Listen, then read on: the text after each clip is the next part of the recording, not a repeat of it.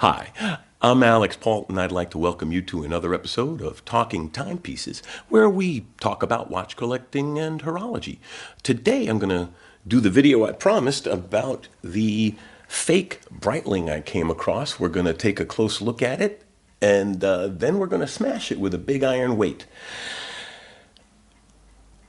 Gives you an opportunity to see some of the ways you can spot a fake, and some of the ways that this could have been a decent watch if they just put their own name on it.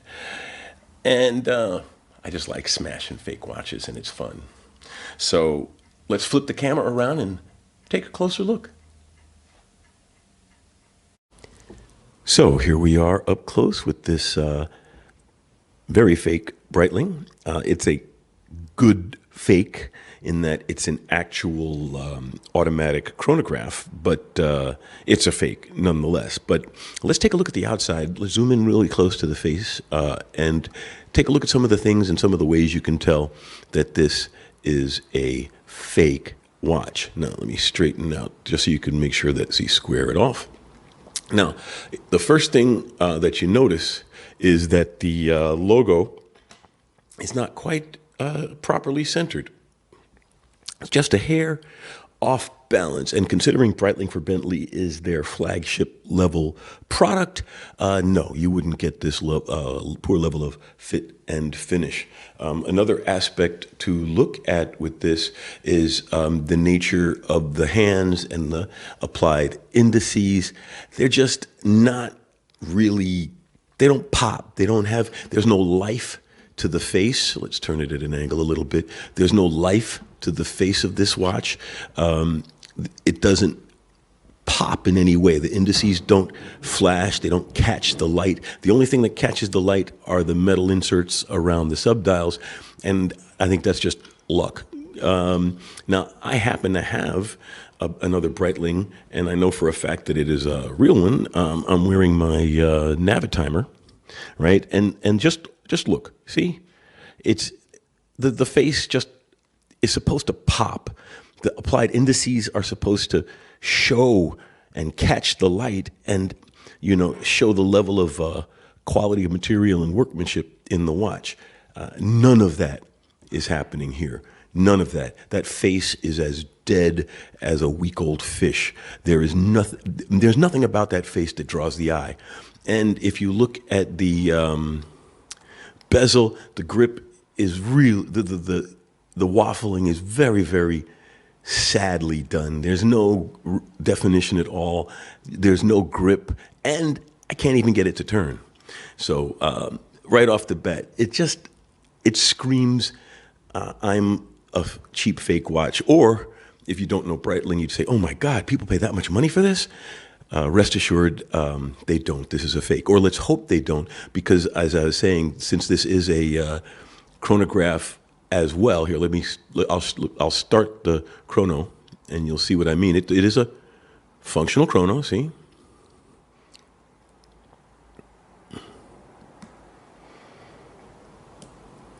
So that's one of the reasons it's a quote-unquote good fake, because a lot of these fakes have cheap quartz movements in them, or very simple automatic movements, and don't have any functionality, and usually just pushing the pushers spins the hands in the subdials, but doesn't actually do anything.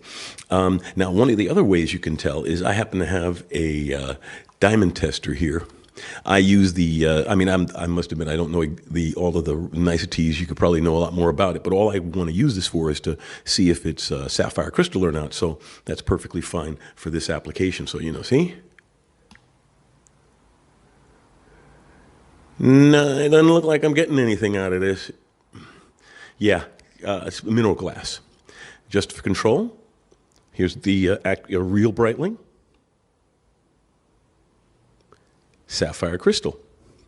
See, this measures the hardness. Not really hard. Pretty hard.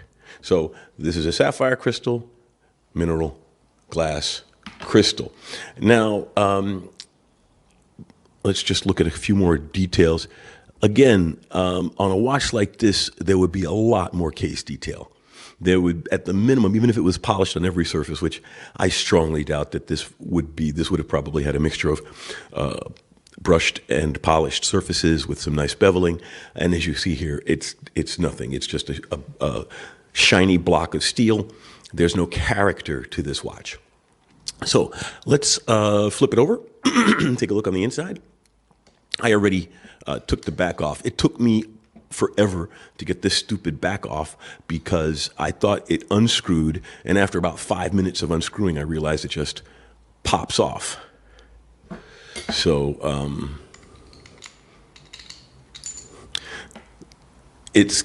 the engraving isn't even very good. You know what I mean? It just screams cheap copy everywhere. You know, there's no definition to the printing, nothing. Now,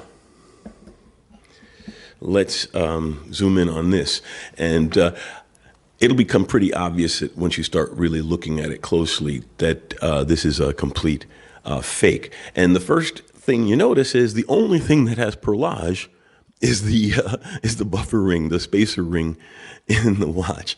Everything else about this watch is, see, no decoration anywhere on this watch.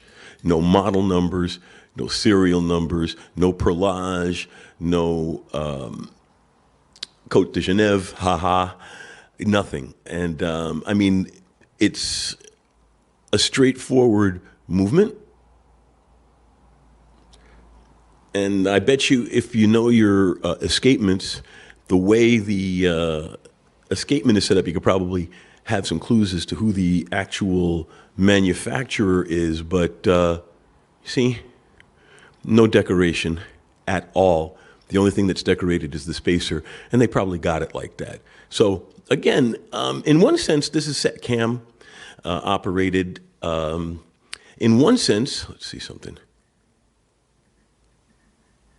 It's probably a 7750 copy because it appears that it's a unidirectional winding weight. So obviously a fake, easy to spot, and yeah.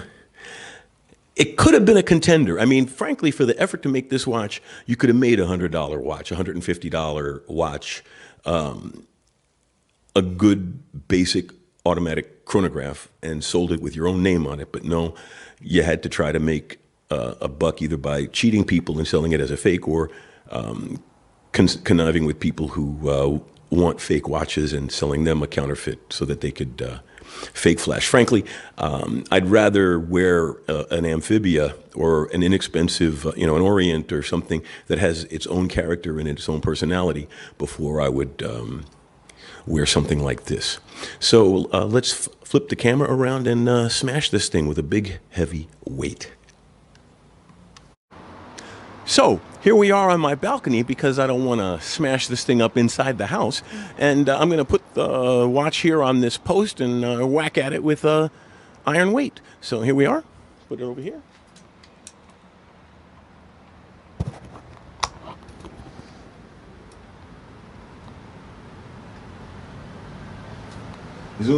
We'll zoom in a little bit. There we go, a little bit more. All right. And so this is... See, I mean, let's take one more look at that really fake movement. Oh, it closed up again. Never mind. All right. So, but here it is. And let's show you what we do with fake watches.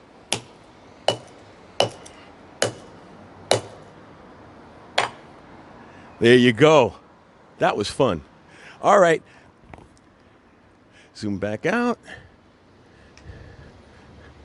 So, thanks for taking the time to catch another episode of Talking Timepieces. I'm Alex Paulton. Please subscribe.